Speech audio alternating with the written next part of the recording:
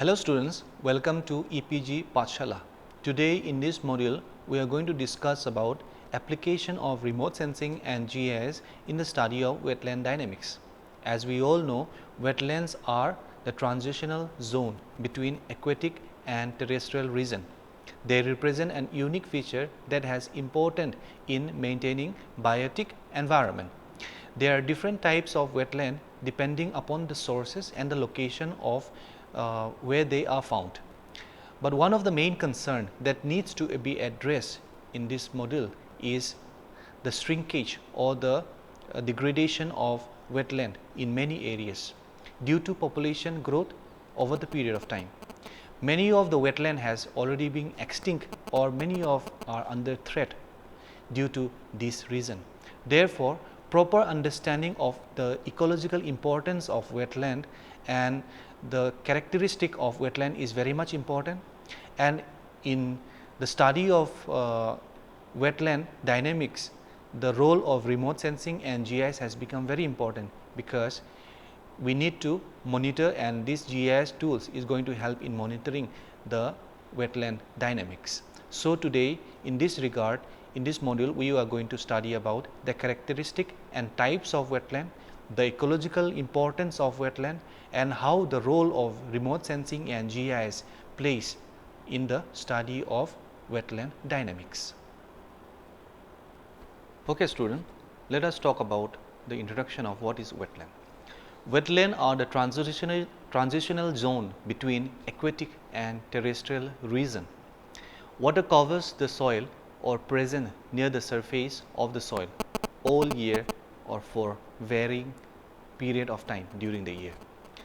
A wetland is a land area that is saturated with water either permanently or seasonally, displaying characteristic of a distinct ecosystem. The primary factor that distinguishes wetland from other forms, land forms or water bodies is the characteristic vegetation of aquatic plant adapted to the unique hydric soil.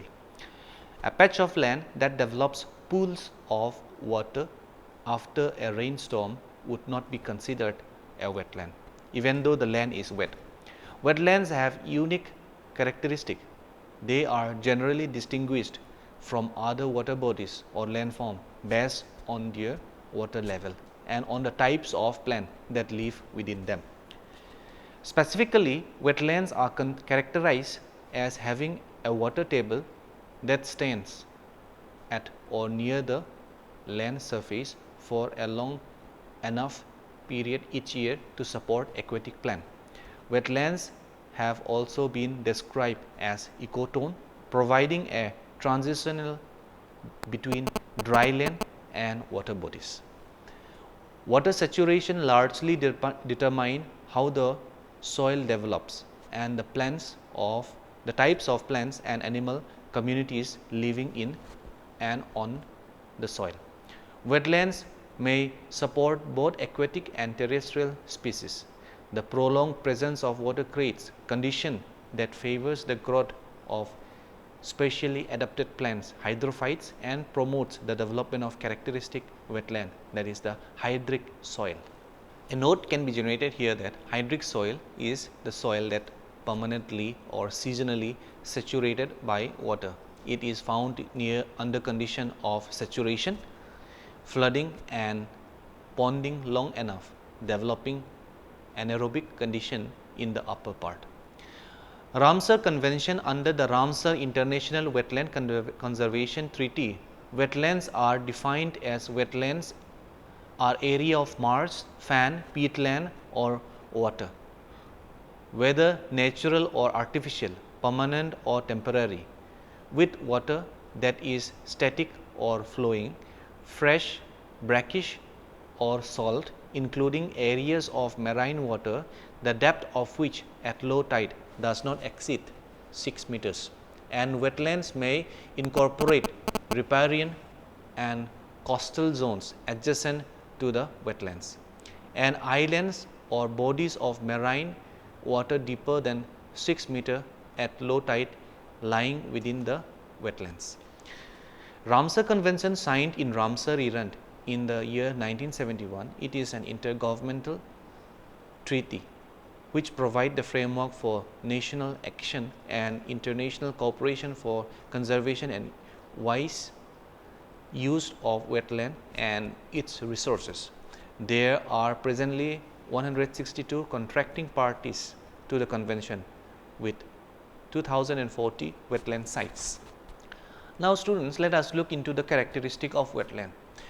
Wetland hydrology is associated with the spatial and temporal dispersion, flow and physiochemical attributes of surface and groundwater in its reservoir. Based on hydrology, wetlands can be categorized as riverine associated with streams, lacustrine associated with lake and reservoir, and palustrine, that is isolated. Sources of hydrological flows into wetland are predominantly precipitation, surface water and groundwater. Water flows out of wetland by evapotranspiration, surface runoff and subsurface water outflow. Hydrodynamic, the movement of water through and from a wetland, affects hydro period, that is temporal fluctuation in water level, by controlling the water balance and water storage within a wetland. In the soil of wetland, carbon is the major nutrient cycled within wetland. Most nutrients such as sulfur, phosphorus, carbon and nitrogen are found within the soil of wetlands. Anaerobic and aerobic respiration in the soil influence the nutrient cycling of carbon, hydrogen, oxygen and nitrogen, and the solubility of phosphorus, thus contributing to the chemical variation in water.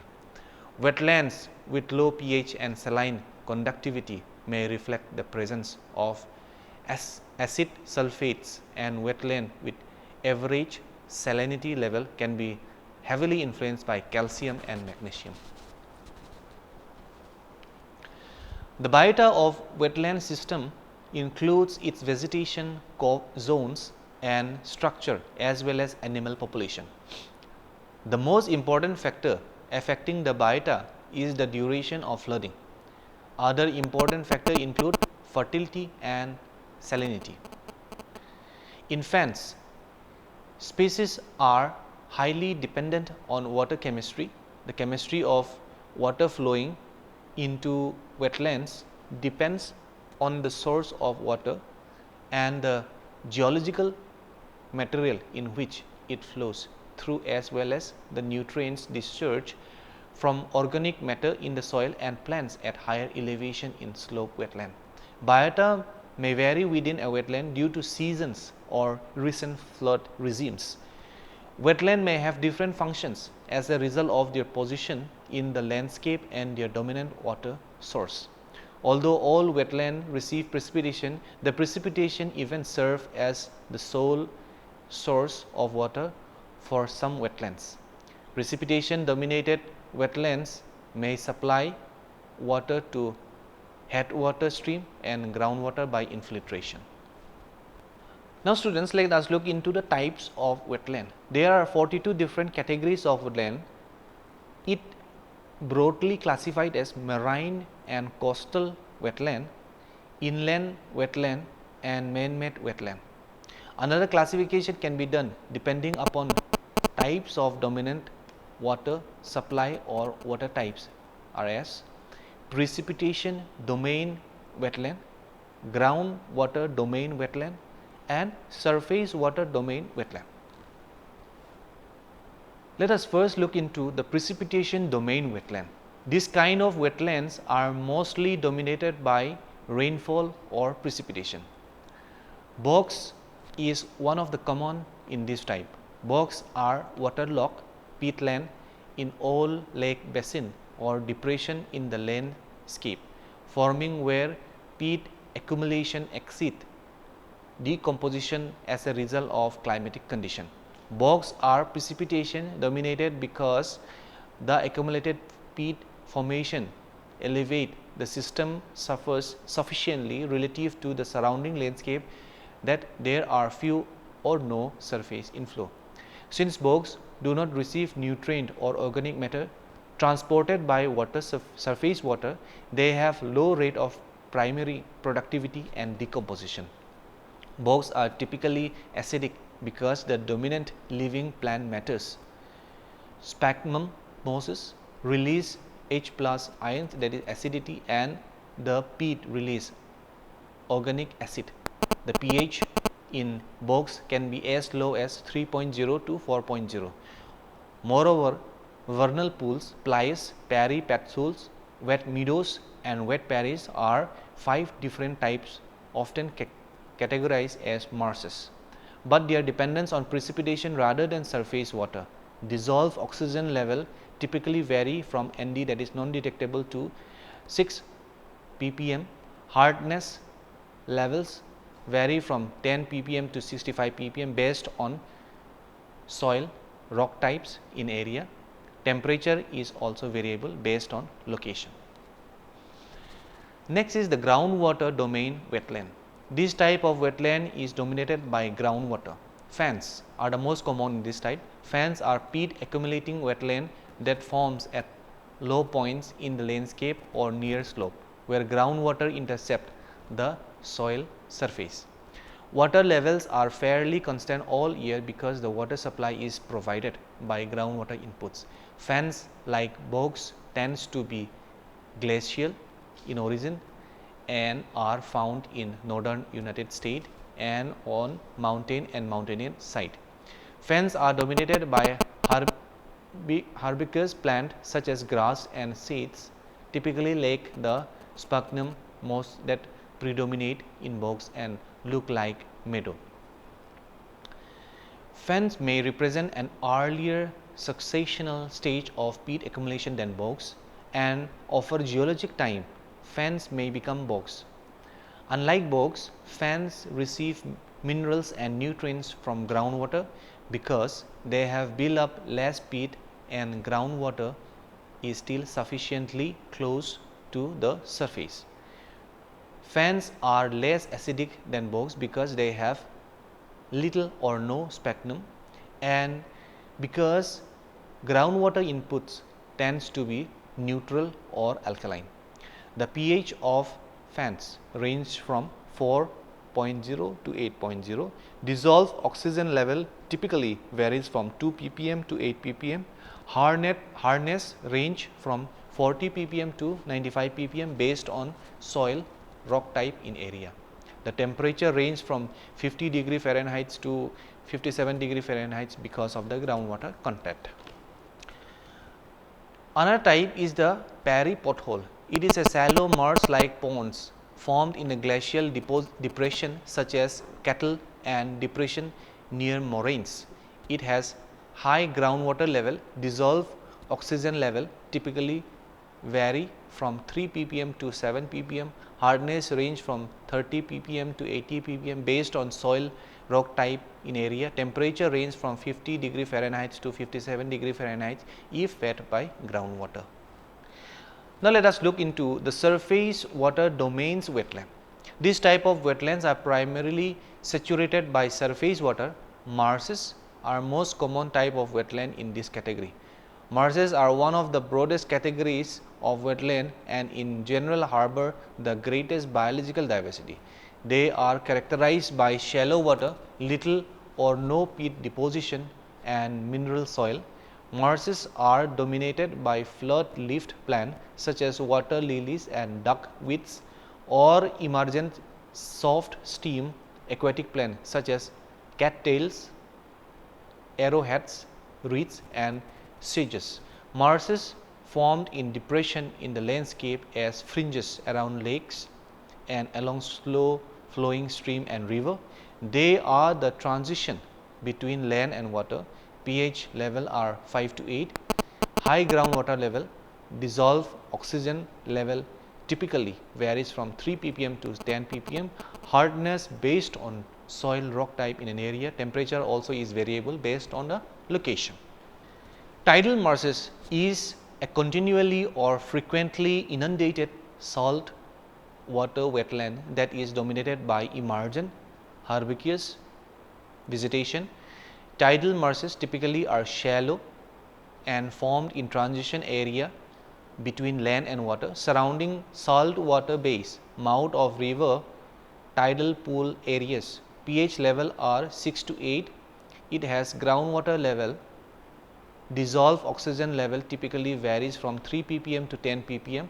Hardness based on rock, soil type in area. Temperature also is variable based on the location. Next is the tidal freshwater marshes. They are found in the upstream of estuaries where the tide still influence water level, but where the water is predominantly fresh. Tidal freshwater marshes receive substantial water and nutrients from upstream water resources as well as input from runoff and precipitation. High nutrient inputs contribute to the extremely high primary productivity and biodiversity of this system. Now, let us look into the ecological importance of wetlands. Wetlands plays a number of roles in the environment, primarily water purification, flood control, carbon sink and shoreline stability. Wetlands are also considered the most biologically diverse of all ecosystems, serving as home to the wide range of plant and animal life. Constructed wetland can be used to treat municipal and industrial wastewater as well as storm water runoff. They may also play a role in water sensitive urban design. Wetlands occur naturally on every continent except Antarctica, the largest including the Amazon River Basin, the West Siberian Plain and the Pantanal in South America. Wetlands are very much productive area that forms essential ecological function. Wetland benefits include providing wildlife habitat, controlling erosion and conserving and purifying waters. Wetland provide habitat for a diverse assortment of wildlife species. These include bird, mammals, amphibian, fish, invertebrate and plants. Healthy wetlands are essential to the survival of many of these species. Wetlands are the area of where land and water meets. For wildlife, these translate into rich habitat with an abundance of food and protective cover. The wetland edge or riparian zone is a transition zone between wetland and upland. Healthy riparian zones are diverse habitat that attract non-aquatic wildlife, including many species of songbirds and upland mammals like the red fox. Wetlands are natural water purifier. Wetland vegetation help maintain water quality by breaking down and assimilating contaminated carried by surface runoff. Wetland purifies water through the number of biological, chemical and physical processes. Wetland stores surface water. Wetland functions like sponge by soaking up excess water during spring freshet.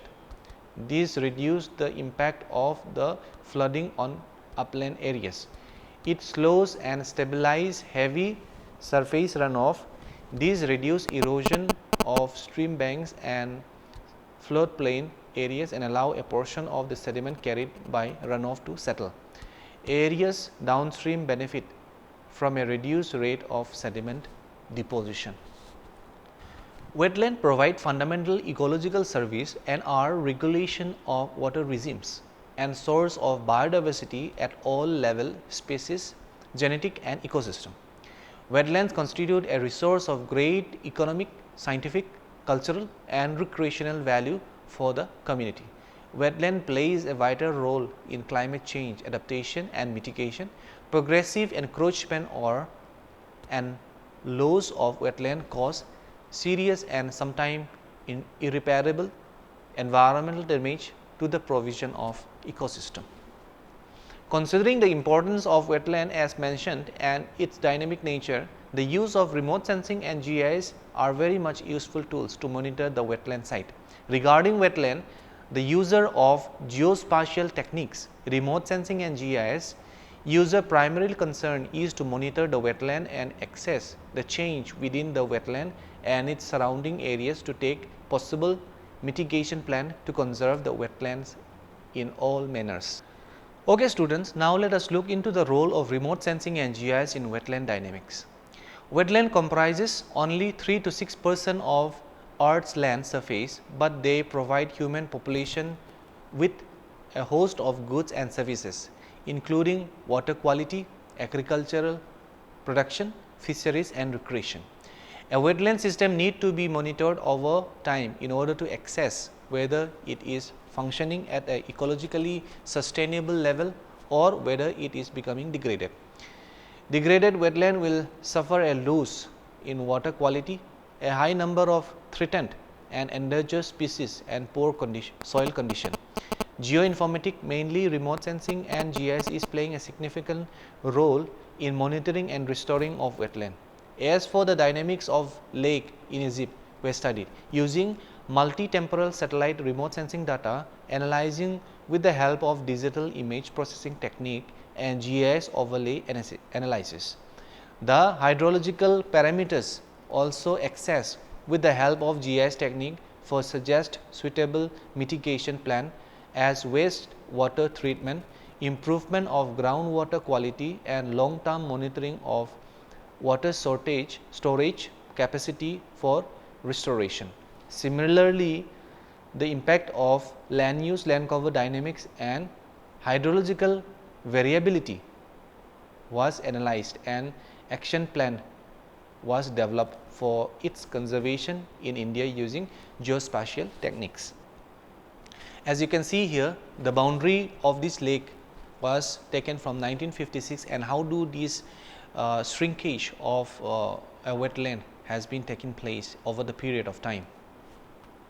Traditionally, Landsat MSS and Landsat TM, Landsat ETM Plus and SPOT satellite system has been used to study wetland.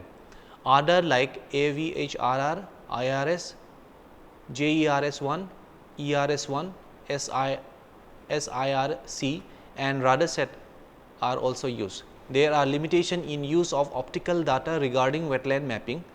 More recently, however, multispectral ICONOS and QuickBird data with spatial resolution of 4 by 4 meters or which is 13 by 13 feet and 2.4 by 2.444 meter, 8.0 by 8.0 feet respectively, have been shown to be excellent source of data when mapping and monitoring smaller wetland habitat and vegetation communities are to be shown. And a small note is being written here for the Landsat MSS, which is Landsat multispectral scanner system. Landsat TM is Landsat thematic mapper. Landsat ETM Plus is Landsat enhanced thematic mapper plus. AVHRR is advanced very high resolution radiometer. IRS Indian remote sensing.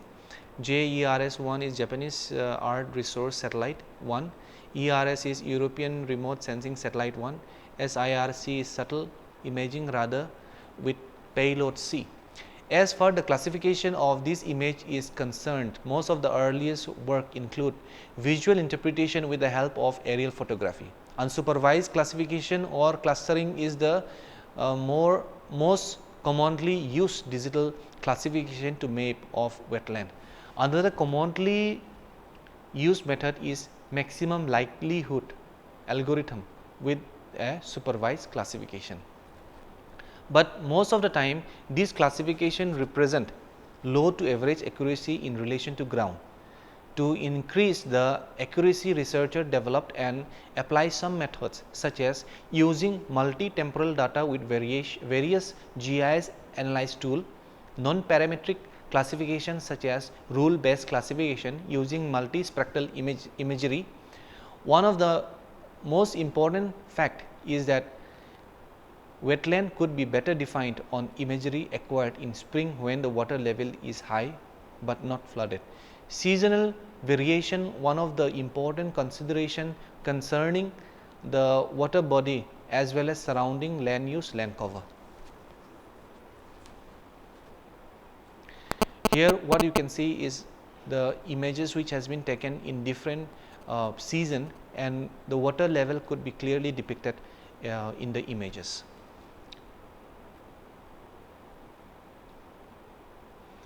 Some of the other method can be used are using multi-sensor assessment, neural network, hyperspectral data, ancillary data. Ancillary data provides the solution of the problem, that is differentiate between spectral similarities in wetland and agricultural land with water and forest waterlogged areas. However, there are a number of limitations associated with this type of image acquisition. Analysis of wetlands has proved difficult because to obtain the data, it is often linked to other purposes such as the analysis of land cover or land use. Practically, many natural wetlands are difficult to monitor as these areas are quite often difficult to access and required exposure to native wildlife and potential endemic diseases. And note can be generated here that supervised classification and unsupervised classification are two commonly used image processing techniques that apply for digital interpretation of satellite images. It is primarily used for land use, land cover classification as well as wetland study. In supervised classification, user has the command on the classification type. Simply user can supervise the classification, and where an unsupervised classification in software itself classified the image. For accuracy assessment, user primarily calculates user accuracy and producer or consumer accuracy. Further, it also needs proper ground truth survey with the help of GPS, global positioning system, and digital photography to access the accuracy. Once it is accurately classified, one can calculate the change detection metrics. Okay student, today in this module we have learned about what is wetland, what are the characteristics of wetland, and what are the basic categories of wetland, and looking at the source and the location. And also we have learned about the ecological importance of wetland, and also why do we need to study the wetland. And also we have learned about the application of remote sensing and GIS in wetland study. What are the data sources, what are types of data we are going to take in the study of wetland study. And also we have learned about what are the types of classification techniques and the procedure in the study of wetland are all being discussed. I hope this module will be benefited for all of you. Thank you.